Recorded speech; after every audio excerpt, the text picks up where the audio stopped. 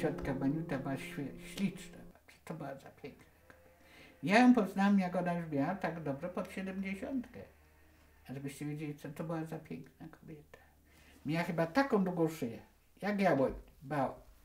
I wiecie panowie, że dawniej, w starszym wieku, no, jak były te szyje takie brzydkie, to pani nosiła aksamitkę, naturalnie z cameo tutaj z przodu. To tak pięknie wyglądało, to. I ciotka była tak smukła, przecież ile ona miała 14 dzieci, a była tak smukła, taka była i chodziła jakby płynęła. Miała taki sposób chodzenia, no i zawsze była pogodna. Pamiętam, przyjeżdża do Malborka. Co dzisiaj będziemy robić? Wiecie, co będę wam deklamować pana Tadeusza? Ona całe zwroty, całe części pana Tadeusza na pamięć znała. Z trylogii, całe odcinki na pamięć znała. Deklamowała.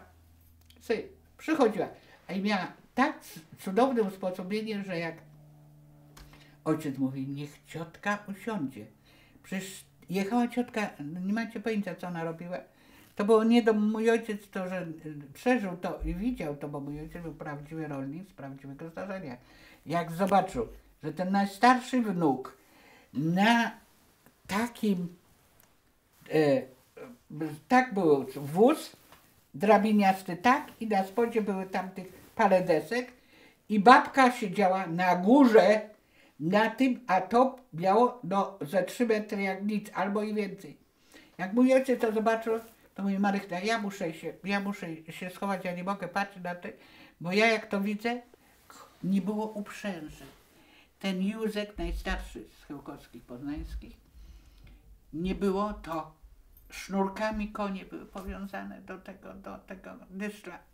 Mój ojciec jak to widział, to po prostu nie mógł tego patrzeć. Mówi, i z powrotem, jak wracał, to błagał na wszystkie świętości, żeby ciotka jechała z powrotem, już nie było tego zboża, tego lnu, to siedziała na tym drabiniastym wozie i wreszcie uprosiła ojciec, żeby wzięła jakiś koc czy jakieś coś tam, żeby nie na tym drabinie. Ta stara kobieta siedziała na tym, modlili się, dobrze.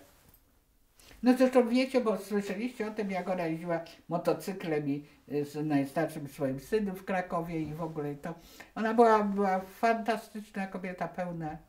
A wiecie, że przecież ona przyprowadziła naszego pierwszego prezydenta i największego muzyka naszego Paderewskiego, przecież w Gdyni odebrała i przywiozła do Poznania i to wszystko. To wiecie, że właśnie ciotka Baniuta Chełkowska, Domodonimirska i ona to wszystko, to ona organizowała i miała przez ten pałac tu pod Poznaniem.